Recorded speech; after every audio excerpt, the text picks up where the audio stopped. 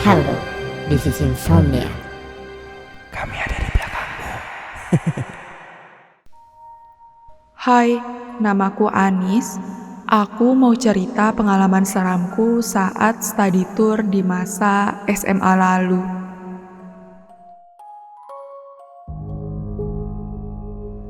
Tahun 2017 lalu, kelas 11 mengadakan study tour ke Yogyakarta yang diikuti oleh 4 kelas, yaitu 2 kelas IPA dan 2 kelas IPS.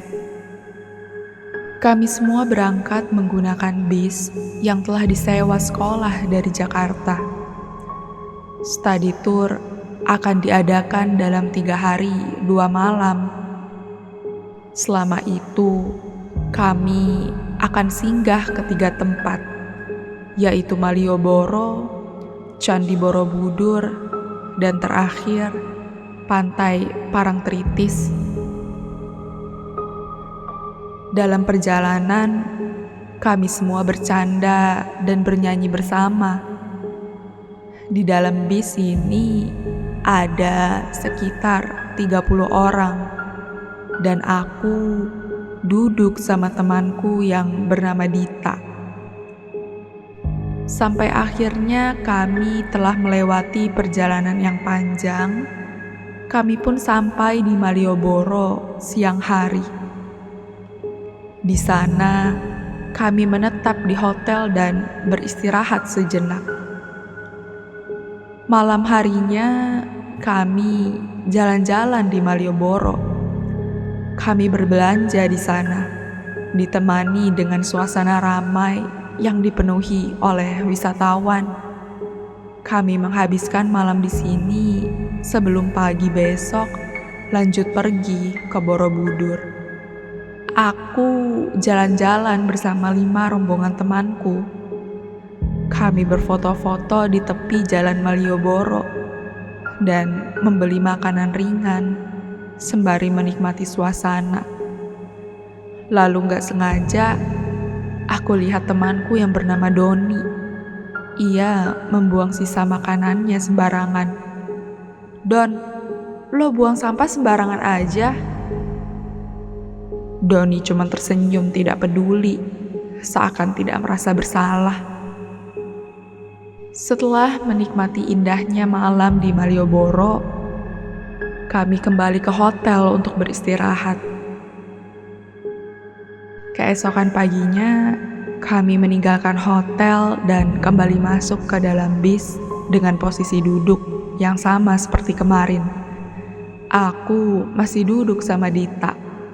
Dan saat aku melihat ke kursi belakang, ada Randi, yang padahal kemarin dia gak duduk di situ. "Loh Ran, kok lo pindah? Bukannya kemarin duduk sama Doni di belakang?" "Iya, gua pindah. Abisan Doni rese banget," ucapnya. Di kelas, Doni memang terkenal rese dan suka jahil. Ditambah, dia gak pernah merasa bersalah atas apa yang dilakukannya. Kami semua kadang memang suka jengkel sama sifatnya itu. Kami sampai di Borobudur jam 9 pagi. Saat itu, cuacanya sedang terik. Rasanya sama aja seperti di Jakarta. Sama-sama panas. Sebelum masuk, kami diberi tiket berupa gelang. Kami kemudian jalan melewati taman-taman yang luas sebelum sampai ke candinya. Aku melihat Doni sedang lari-larian bersama teman yang lain. Itu anak kalau diperhatiin dari tadi aktif banget, udah kayak anak SD. Setelah jalan dan terus berjalan dalam keadaan panas-panasan, aku dan yang lainnya sampai di candi. Baru aja aku dan Dita mau naik tangga, Randi yang ada di depanku lebih dulu berbalik jalan ke arahku. Dia ternyata datang menemui bu guru yang tepat ada di belakangku. "Ibu, Doni usil banget bu, dia jahilin saya terus," ucap Randi jengkel. Ya elah, Doni lagi. Yaudah Nis, kita duluan aja yuk, gak usah diladenin masalah mereka. Ucap Dita yang mendengar keluhan Randi. Kami berdua pun naik ke atas. Di sana banyak stupa berupa patung dan dinding yang banyak lukisan di bebatuannya. Aduh Dit, capek banget, udah mana panas lagi, ucapku sambil duduk sembarang tempat. Emang boleh ya duduk di situ Nis? Tanyanya yang melihatku duduk di lantai bebatuan yang lebih tinggi. Gak apa-apa lah Dit, ini kan pijakan tingkat 2. Lihat aja noh yang lain juga pada duduk di sini. Ucapku membela. Aku lihat anak-anak yang lain juga pada duduk di sini, tapi tidak dengan Doni. Itu lihat, astaga, itu lihat Doni deh. Dia naik ke atas stupanya, ucapku sambil menunjuk Doni yang sudah ada di atas. Kami berdua pun langsung naik ke tingkat 2. Doni berdiri di atas stupa yang berbentuk orang bertapa. Ia kemudian duduk di samping stupa dan meniru gaya patungnya, seolah-olah seperti mengejek patung tersebut. Aku melihat teman-teman yang lain tertawa melihat tingkah konyolnya daripada menegurnya untuk turun. "Doni, turun hei!" teriak bu guru yang ada di sebelahku. Doni kemudian turun sambil loncat ke bawah. Bu guru dan yang lainnya memarahi Doni karena sudah memanjat stupa. Dasar Doni, udah jelas-jelas ada tulisannya gak boleh naik, malah dinaikin, ucapku sebal. Dek, bilangin ke temennya, sikapnya dijaga di candi ini. Nanti ada yang marah, ucap seseorang yang ada di sebelahku. Saat aku tengok ke samping, ternyata itu bapak-bapak. Aku sempat kaget mendengar ucapannya. "Oh, iya Pak, nanti disampaikan kok," ucapku.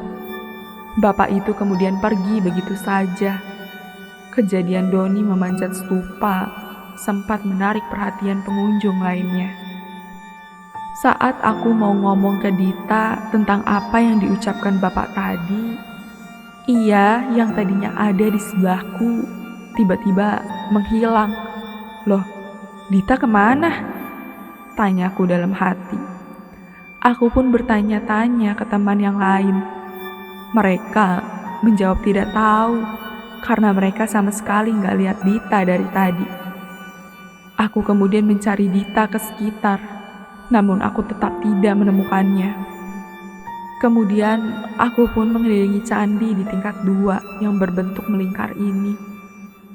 Dan sampai akhirnya aku menemukan Dita yang sedang berdiri melihat relief batu.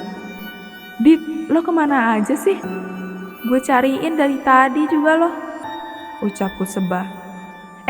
Iya nih, gue tertarik sama batu yang terukir ini," ucapnya. Aku kemudian langsung cerita tentang omongan bapak-bapak random tadi. Kemudian setelah itu kami pun jalan kembali dan aku melihat Randi sedang memasukkan tangannya ke dalam stupa yang bolong. "Ran, lu ngapain?" tanyaku penasaran. Kalian coba deh masukin tangan kalian ke dalam. Kalau bisa pegang patung yang di dalam, katanya akan dapat keuntungan," ucapnya antusias. "Gak boleh pegang itu Ran, nanti ada yang marah," ucap Dita. "Alah, percaya aja lo Dit sama tahayul," ucap Randi yang jengkel. Ia kemudian mengeluarkan tangan dari bolongan stupa itu. "Gak Doni, gak Randi, sama aja sikapnya," ucapku. Kemudian saat Randi beranjak pergi di depanku, aku melihat tubuhnya tuh seperti terdorong oleh sesuatu. Ia tiba-tiba jatuh tersungkur. "Aduh, siapa yang dorong gue? Gue ngerasa punggung gue ada yang ngedorong," ketusnya yang sudah tergeletak. Aku jadi kaget. Kenapa ia bisa tiba-tiba jatuh? "Makanya jangan jahil Ran. Ada yang marah kan sama lo?" ketus Dita. Randi yang gak terima dengan ucapan Dita langsung bangkit berdiri dan marah ke dia. Mereka berdua pun akhirnya saling beradu argumen, hingga ramailah anak-anak yang melihat kami. Udah Ran, udah, gak ada yang dorong lo kok, kayaknya lo kesandung deh, ucapku menenangkannya. Walau aku tahu, aku gak ngeliat dia kesandung sama sekali. Aduh, aneh banget deh, Randi kok tiba-tiba jatuh kayak gitu ya. Kemudian para guru pun menghampiri kami dan melerai Dita dan Randi. Setelah itu, kami bertiga pun disuruh turun oleh petugas di sana. Aku gak nyangka bakal seheboh ini. Baik Dita dan Randi, mereka berdua gak mau kalah. Apa gara-gara cuaca panas gini mereka jadi emosi? Di saat kami turun bersama Bu Guru, salah satu teman kami datang menghampiri. Ibu, itu Bu, Doni kakinya keseleo, ucap temanku panik. Aku, Doni dan Dita sempat tertawa. Rasanya puas sekali mendengar Doni seperti itu. Kami pun kembali ke atas untuk melihat Doni yang ada di tingkat 2. Saat aku lihat, ia sedang terduduk lemas sambil selonjoran. Di kaki kirinya terlihat bulatan biru. Astaga Doni, kasihan banget, pasti rasanya sakit habis jatuh, ucapku dalam hati. Ini Doni kenapa? Tanya Bu Guru. Gak tahu Bu, dia tiba-tiba mengeluh sakit di kakinya. Padahal dia gak jatuh sama sekali. Pas celananya digulung, kakinya ada lebam biru seperti ini, ucap temannya. Hah? Aku yang mendengarnya kaget. Kukira dia jatuh. Masa kakinya tiba-tiba lebam begitu? Aneh sekali, ucapku dalam hati. Salah sendiri udah jahil, ada yang marah kan? Ceplos Randi tiba-tiba. Alhasil dari kejadian itu, kami semua dipaksa turun dan kembali ke mobil. Saat kami semua hendak turun, Dita yang tadinya berdiri di sampingku tiba-tiba menghilang lagi. Aduh, Dita apa sih hilang mulu kerjanya? Ucapku dalam hati kesal. Aku pun mencari ke sekitar dan bertanya ke temanku. Namun mereka tidak melihat Dita sama sekali. Apa Dita udah turun duluan ya? Tanpa memperdulikannya, aku kemudian ikut turun bersama temanku yang lain.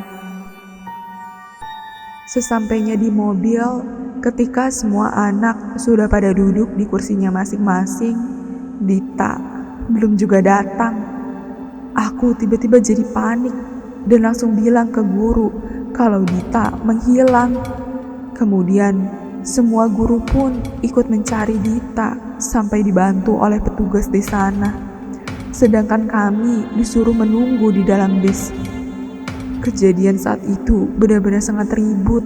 Semua anak merasa banyak sekali masalah di Candi Borobudur tadi. Anis mana Anis? Tanya Bu Guru yang tiba-tiba masuk ke dalam bis. Aku pun langsung keluar bis dan saat di luar, aku melihat ada beberapa satpam. Di sana, aku ditanya tentang keberadaan Dita terakhir kali. Aku menceritakan semuanya. Kalau Dita dari tadi ada di sampingku, namun entah kenapa dia hilang begitu saja. Aku pun dibawa ke candi kembali untuk menunjukkan lebih detail tentang posisi Dita terakhir kali. Kemudian sesampainya di candi, saat aku mau naik ke atas dengan tangga, di ujung kiri candi, yaitu tepatnya di tingkat 1, Dita sedang duduk di sisi lingkaran candi. Aku kemudian berteriak dan menunjuk kalau Dita ada di sana. Kami pun ramai-ramai menghampiri Dita. Dita, kamu ngapain di situ? Dicariin dari tadi. Ayo turun, ketus guruku kesal. Oh, udah pulang Bu. Aku duduk di sini dari tadi, lihat pemandangan aja Bu, ucapnya santai. Aku yang mendengarnya terkejut. Lihat pemandangan, aneh banget sikapnya. Padahal tadi lagi rame ngumpul, tapi kok tiba-tiba hilang gara-gara cuman mau lihat pemandangan doang. Aneh banget. Setelah itu, kami pun sudah di mobil dan melanjutkan perjalanan ke pantai. Aku sempat bertanya ke Dita, kenapa pergi gak bilang-bilang? Namun, dia merasa gak perlu bilang ke aku kalau dirinya mau pergi. Ya, bener juga sih. Tapi kok aneh banget ya. Sehabis kejadian tadi, aku dan Dita diam saja selama di jalan. Dita yang posisi duduknya dekat di jendela, ia lebih sering melihat keluar. Kemudian, aku tak sengaja menengok ke Dita. Rambutnya terlihat beruban, tapi ubannya tuh aneh, bukan sehelai, melainkan di akar rambut yang ada di tengah kepala. Dit, rambut lo ubanan ya? Gue baru lihat, ucapku. Dia hanya merespon sambil memegang rambutnya tanpa berbicara apa-apa. Pukul 3 sore, kami akhirnya sampai di pantai Parangtritis. Kami di sana beristirahat sejenak sambil makan siang. Jam segini, pantai masih panas. Namun beberapa temanku sudah ada yang lebih dulu bermain air. Sedangkan aku dan Dita masih berfoto-foto sambil duduk di pasir. Aku melihat Randi dari kejauhan. Dia sedang bermain pasir bersama temannya. Aku jadi teringat kejadian aneh tadi. Badan Randi yang tiba-tiba jatuh begitu saja. Apa hal itu juga dialami sama Doni ya? Apa dia tiba-tiba jatuh juga? Aku kok jadi merasa kasihan dengan Doni. Sekarang ia hanya bisa diam di hotel karena kakinya yang lebam dan sakit ketika digerakkan entah kenapa. Aku termenung mengingat kejadian tadi sampai tak terasa Dita yang ada di sebelahku menghilang lagi.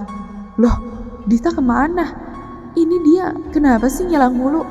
Ketusku sebal. Namun saat gue lihat, dia ternyata sedang berjalan lurus ke arah laut. Aku di situ langsung kaget, jantungku berdegup kencang. Aku pun berteriak memanggil namanya. Namun Dita tidak menoleh. Dia jalan dan terus berjalan sampai air laut sudah hampir mengenai betisnya. Aku lantas buru-buru meminta pertolongan. Teman-teman yang lain pun juga menyadari sikap Dita. Mereka semua berteriak memanggilnya. Namun Dita tidak menoleh sedikit pun. Ia masih berjalan sampai air laut sudah setinggi pinggangnya. Hingga kemudian salah satu mas-mas penjaga pantai berlari menuju Dita untuk menyelamatkannya. Kejadian itu sangat tegang. Kami ramai-ramai melihat Dita dari jauh. Sampai tak terasa diriku menangis. Ya Tuhan, ada apa dengan Dita? Dita kemudian digendong oleh mas-mas itu dan berjalan ke pantai kembali. Dita masih terdiam membisu. Sesampainya di pantai, orang-orang ramai mengelilingi Dita. Dita, kamu kenapa? Tanya guruku histeris. Aku suka dengan anak ini. Terdengar suara perempuan dengan nada serak. Suaranya terdengar seperti wanita tua. Aku merinding hebat mendengarnya. Itu kan bukan suara Dita. Ramailah orang-orang yang di kerumunan ini saling berbisik ngomongin Dita. Tiba-tiba ada seorang kakek-kakek di kerumunan dekat ke Dita. Ia mengajak Dita bicara. Mereka berdua bicara dengan bahasa Jawa Kromo yang aku sendiri gak tahu apa artinya. Aku hanya bisa melihat Dita sambil menangis. Kakek itu pun langsung memegang jidat Dita dan ia membaca doa-doa. Sampai akhirnya Dita jatuh pingsan. Kakek itu bilang kalau ternyata dari Candi Borobudur tadi Dita sudah dirasuki oleh arwah nenek-nenek. Nenek-nenek ini sebenarnya tidak suka dengan teman Dita yang bernama Doni dan Randi. Ia berniat akan merasuki Doni, namun nenek ini lebih tertarik dengan Dita karena mirip keturunannya. Makanya ia ingin membawa Dita pergi ke laut lepas. Ya Tuhan, pantas saja. Dari tadi sifat Dita aneh. Dia suka menghilang tiba-tiba. Rambut dia juga beruban. Jadi selama ini nenek itu menginginkan Dita mati. Lepas tadi tur, kami pun pulang ke rumah masing-masing. Aku langsung menuju kasur karena badanku terasa capek. Sambil rebahan, aku membuka HP untuk melihat-lihat foto-foto di Jogja. Tapi anehnya, foto-foto yang aku jepret di sana, terutama di Candi Borobudur, semuanya hitam. Tak ada foto yang benar-benar menunjukkan aktivitas kami satupun. Astaga, badanku jadi merinding hebat. Kenapa warnanya jadi hitam semua? Gimana penonton untuk konten kali ini? Menurut kalian cerita ini nyata atau tidak? Jangan lupa tulis cerita horor kalian di kolom komentar.